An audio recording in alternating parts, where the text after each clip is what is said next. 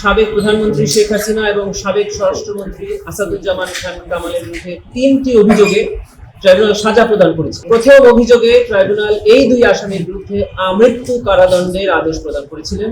বাকি দুটি অভিযোগ একত্রিত করে ট্রাইব্যুনাল তাদের বিরুদ্ধে মৃত্যুদণ্ডের রায় প্রদান করেছে।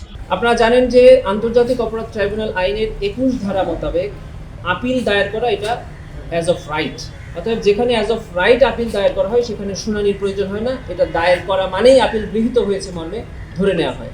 আপিল নিষ্পত্তির জন্য একটা শুনানি হবে, তার জন্য আমাদের আইনে পরিষ্কার করে বলে দেওয়া আছে যে 60 দিনের মধ্যে এই আপিলটি নিষ্পত্তি করতে হবে।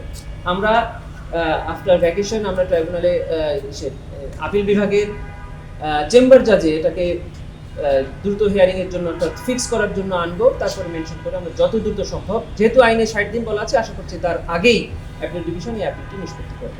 গত 17 নভেম্বর 2025 তারিখে আন্তর্জাতিক অপরাধ ট্রাইব্যুনাল, যেটি পুনর্গঠিত হয়েছিল জুলাই গণঅভ্যুত্থানের পরে, সেই ট্রাইব্যুনালের প্রথম রায় হয়েছিল।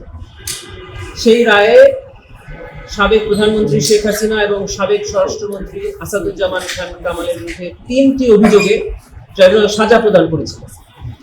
তার মধ্যে প্রথম অভিযোগে ট্রাইব্যুনাল এই দুই আসামির বিরুদ্ধে আমৃত্যু কারাদণ্ডের আদেশ প্রদান করেছিলেন, আর বাকি দুটি অভিযোগ একত্রিত করে ট্রাইব্যুনাল তাদের বিরুদ্ধে মৃত্যুদণ্ডের রায় প্রদান করেছে।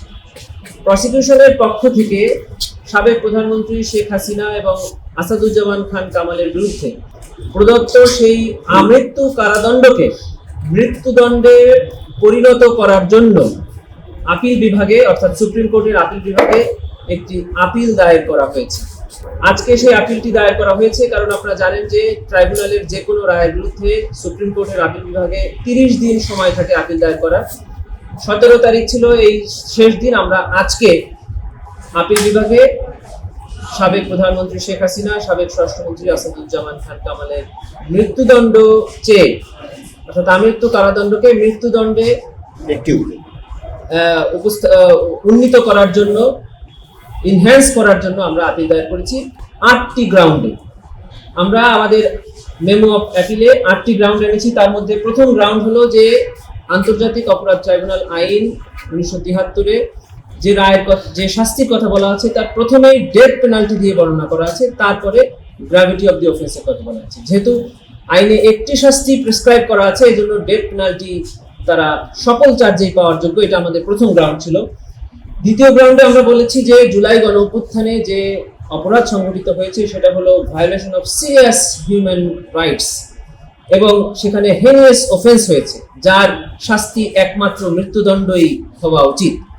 তৃতীয় গ্রাউন্ডে আমরা বলেছি যে স্কেল অফ অ্যাটাক যেটা এগেইনস্ট সিভিলিয়ান, নিরস্ত্র নিরীহ মানুষের উপরে হয়েছে, তার ব্যাপকতা ছিল মারাত্মক।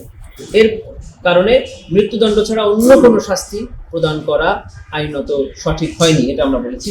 চতুর্থ গ্রাউন্ডে আমরা বলেছি যে গ্র্যাভিটি অফ দি অফেন্স যেটা ট্রাইব্যুনাল আইনে বলা আছে, সেই গ্র্যাভিটি অফ দি অফেন্স অনুযায়ী মৃত্যুদণ্ডই একমাত্র শাস্তি হওয়া উচিত এই ধরনের অপরাধী। পঞ্চম গ্রাউন্ডে আমরা বলেছি যে শুধুমাত্র আসামির অধিকার দেখলেই হবে না, এখানে রাইটস অফ দি ভিকটিমস এবং সোসাইটির রিজনেবল এক্সপেকটেশনটাও দেখতে হবে।